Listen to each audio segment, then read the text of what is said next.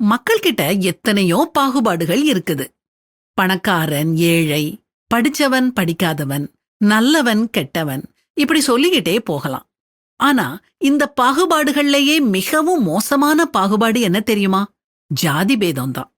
ஜாதி மனிதன் உண்டு பண்ணியது. அதுக்கு நாம இவ்வளவு முக்கியத்துவம் கொடுத்து அடுத்த ஜாதியினரை வெறுக்க வேண்டிய அவசியமே இல்லை.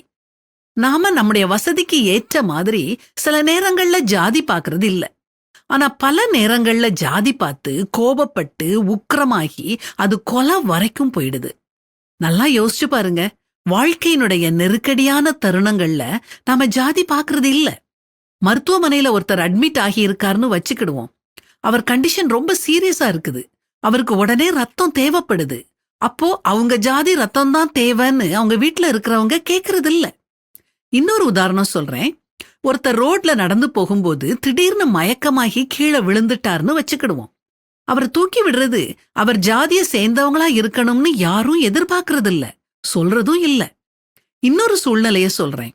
ஒருத்தருக்கு மூளைசாவு அடைஞ்சிட்டுது. அவருடைய உறுப்புகளை தானம் பண்ண அவர் வீட்டார் முடிவெடுக்காங்க. அந்த உறுப்புகள் தேவைப்படுறவங்க என்னுடைய ஜாதிய சேர்ந்தவங்க உறுப்பு தானம் பண்ணாதான் நான் அதை அக்செப்ட் பண்ணிக்குவேன்னு சொல்வாங்களா? அப்படி யாரும் சொல்றது இல்ல.